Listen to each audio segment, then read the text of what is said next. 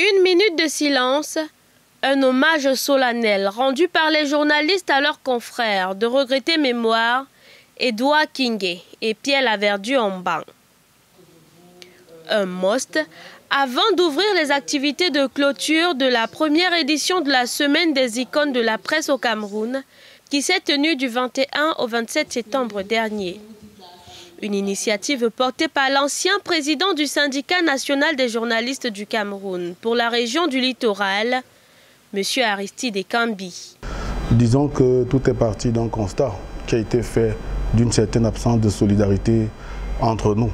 Il se trouve également que l'une des icônes qui avait été choisie pour cette semaine et cette première édition m'avait fait une confession.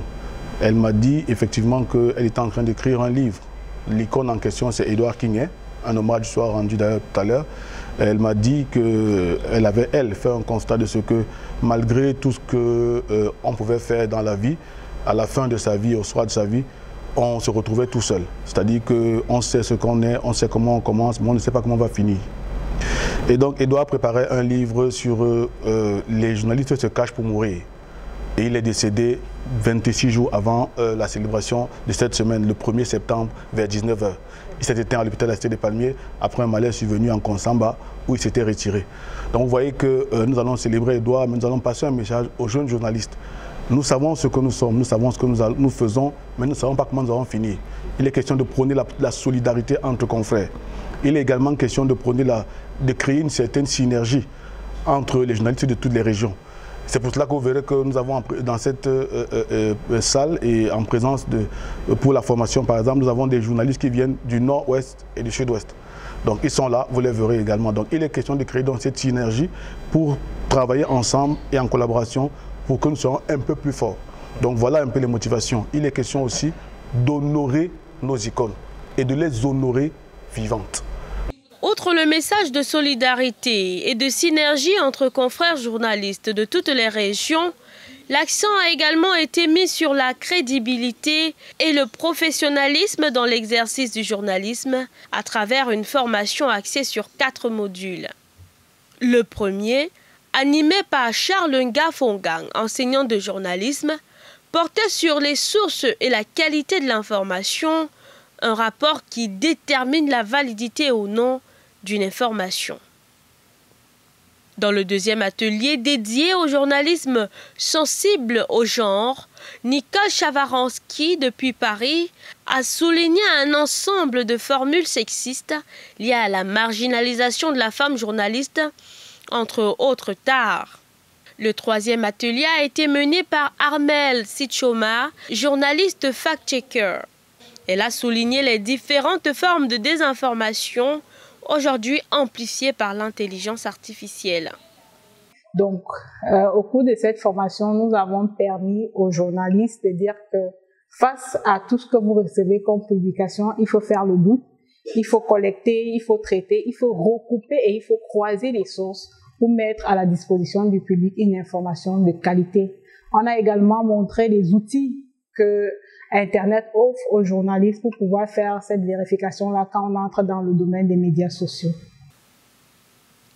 Pour boucler la formation, le journaliste d'investigation Terence Sa Animbong, président du Cameroon Association of English Speaking Journalists pour la région du Nord-Ouest, a parlé du journalisme en zone de crise en y évoquant les pièges et les méthodes d'autoprotection. Une formation à laquelle on ressort enrichi. Maintenant, par rapport à la formation, on a toujours retenu, n'est-ce pas, que c'est toujours important de vérifier les sources d'informations avant de pouvoir publier le moindre article. Il faut procéder évidemment au fact-checking, à la vérification des faits. C'est tellement important, surtout, n'est-ce pas, l'ère des réseaux sociaux et de l'IA, où beaucoup ça donne, beaucoup se livrent, n'est-ce pas, à la manipulation des contenus pour pouvoir induire le public en erreur.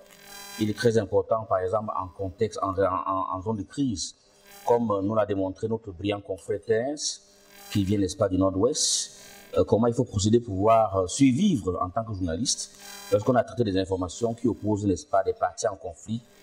Par exemple, les Amba Boys contre, n'est-ce pas, les forces de défense et de sécurité, Quand on n'a pas des éléments de preuve pour nous permettre de désigner qui a fait quoi, il est mieux de se concentrer, n'est-ce pas, sur ce qui s'est passé, sans toutefois désigner qui a fait quoi, parce qu'on n'a pas les moyens de le prouver. Voilà, donc, grosso modo, c'est une très belle formation, c'est une très belle journée. Et cette semaine des icônes est une très belle initiative qu'il faut accompagner parce que c'est mieux de célébrer nos héros de la plume quand ils sont en vie. La première édition de la semaine des icônes de la presse au Cameroun s'est achevée par une soirée d'hommage aux icônes de la presse. Les intervenants sont revenus sur les traits marquants de la personnalité de celui qu'on appelait affectueusement Ed King, Edouard Kingé, qui devait être présent et à l'honneur dans cette salle du Sky Hotel, s'en est malheureusement allé quelques semaines plus tôt. Paix à son âme.